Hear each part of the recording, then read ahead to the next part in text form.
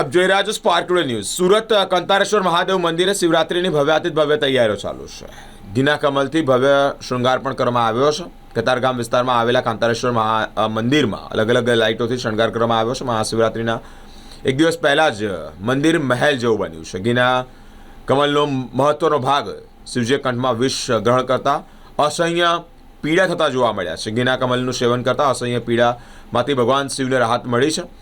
ભગવાન શિવજી શિવરાત્રિના પવિત્ર દિવસે ઘીવાળા કમલ અર્પણ કરવામાં આવ્યું છે। તેજસ સંતીલાલ ચોકસી આ મંદિર શ્રી કાંતાસર મંદિર છે, કતારગામ ખાતે આવેલું છે। હજારો વર્ષ પુરાણું આ મંદિર છે।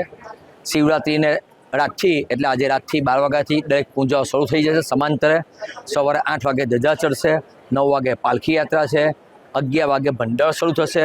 રાત્રે આ ચોગાનમાં મહાઆરતી દરેક ભક્તોના છે 8100 દીવાથી મંદિરે શણગારવામાં આવશે અને રાત્રે 3 વાગે કમર ચડશે અને આવતીકાલે સવારે 5 થી 6 વાગે એટલે સોમવારે સવારે 5 થી 6 વાગે શિવજીના કમર અને સાથે અન્યત્ર વસ્તુઓ સાથે શિવજીના દર્શન ભક્તો માટે ખુલ્લા મૂકવામાં આવશે।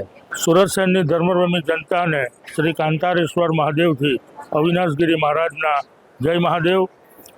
આવતીકાલે મહાશિવરાત્રિ છે, તો મહાશિવરાત્રિનો કાર્યક્રમ આ પ્રમાણે છે। સવારે 8 કલાકે ધજારોહણ વિધિ થશે, ત્યારબાદ પાલખી યાત્રા નીકળશે 9 વાગે, ત્યારબાદ બપોરે 12 કલાકે મંદિરની પછાડી શક્તિનગરની વાડીમાં ફલાહાર મહાપ્રસાદનું આયોજન છે।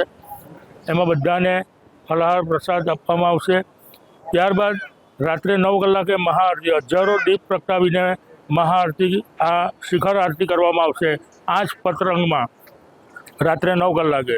ત્યારબાદ રાત્રે 12 કલાકે મહાપૂજા થશે અને એ બીજે દિવસે સવાર સુધી ચાલશે।